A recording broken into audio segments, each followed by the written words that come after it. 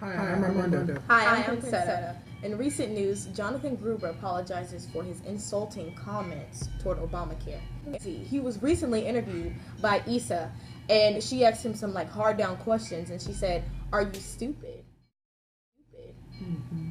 Well, I believe that he has his own opinion. It's his First Amendment right to say whatever he wants to say.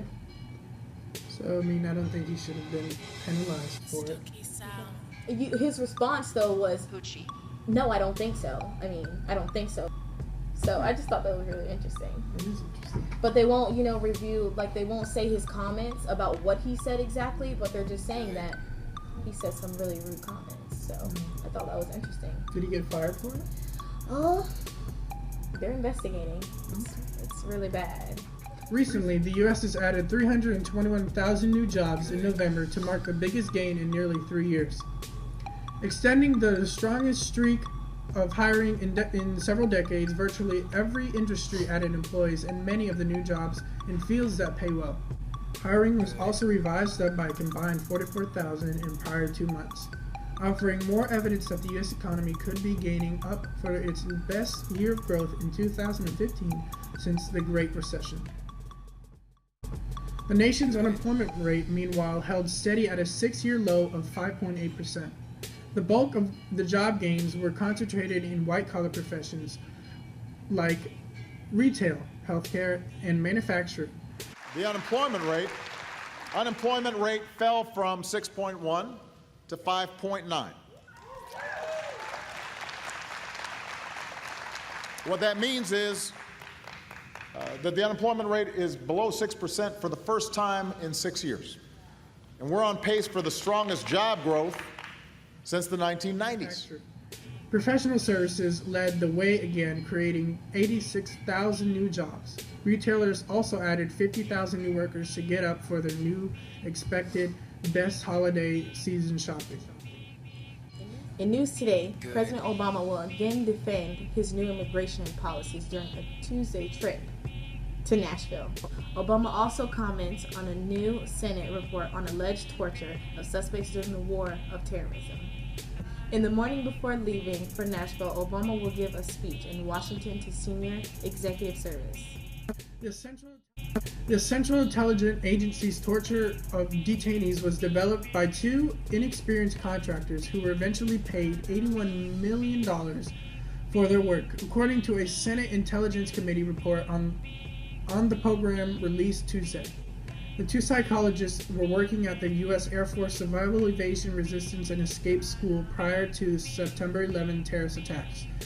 They had no knowledge of interrogation techniques, Al-Qaeda counterterrorism, or any relevant cultural or linguistic expertise. The report suggests that the program was poorly managed with limited oversight. A surprisingly small number of officials were running the program. The 2 contractors played a central role. They developed, operated, and assessed the interrogation operations. From 2005 and 2008, the CIA outsourced almost all of its aspects of its detention and interrogation program to his company. The contract was worth $181 million, but was only paid $81 million instead. The 2 contractors personally conducted interrogations, including waterboarding of the CIA's most significant detainees. They provided official evaluations of the psychological state of the detainees to determine if the enhanced techniques would continue. The 2 contractors even acted as liaison between the CIA and foreign intelligence services. In anticipation of the Senate Intelligence Committee's release of the executive summary of its report on the CIA's brutal interrogation practices, the U.S. increased security at American facilities around the world. The executive summary, released Tuesday morning, details CIA interrogation techniques used on at least 119 suspected terrorists following the 9/11 attacks. Some detainees were interrogated using methods such as waterboarding, which sees interrogators repeatedly pour water onto cloth or cellophane, placed over a subject's face in order to simulate the sensation of drowning. Other detailed interrogation techniques include mock executions, where a suspect is made to believe that their death is imminent, or that a detainee in a neighboring cell has been killed. Some subjects were also deprived of sleep and kept awake for as long as 180 hours, usually in standing or in stressed positions, and at times in the nude or with their hands shackled above their heads. Exposure to cold and cold showers were also used. Today in Washington, tumbling gas prices will translate to a consumer windfall of up to $125 billion, expanding economic growth. Families may ramp up purchases of cars and real spending on gas, as well as other products. Recently, House and Senate lawmakers reached an agreement Tuesday evening on a nearly $1.1 trillion bill to fund most of the government through September and avert a government shutdown. With funding set to run out Thursday at midnight, both the House and the Senate are expected to try to quickly pass the measure that would finance nearly all of the government for the rest of the fiscal year. Lawmakers could, however, face procedural delays in the Senate. The spending bill released Tuesday might give Republicans room to maneuver without a looming budget deadline when they assume full control of Congress next year. Surprisingly strong retail sales data showing that consumers poured into a wide variety of stores in November lifted economic growth forecast for the fourth quarter. The improving labor market and a consumer windfall from dropping gas prices ramped up spending at stores last month. Retail sales are a key part of a consumer spending, which makes up about 2/3 of the U.S. economy.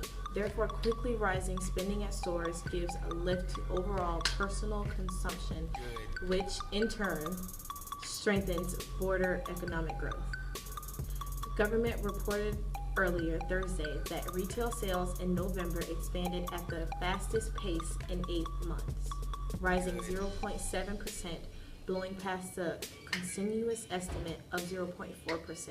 Factoring in November's swift retail sales, a number of economists upwardly revised their economic growth estimate for this quarter. The prices paid for imported goods fell 1.5% in November, the largest drop since June 2012. Dragged down by fuel, the U.S. Labor Department reported Thursday economics pulled by MarketWatch had a forecast of 1.3% drop, excluding fuel. Import prices declined by 0.2% last month. The price of U.S.-made goods exported to other nations, meanwhile, fell by 1% in November, the biggest decline in April.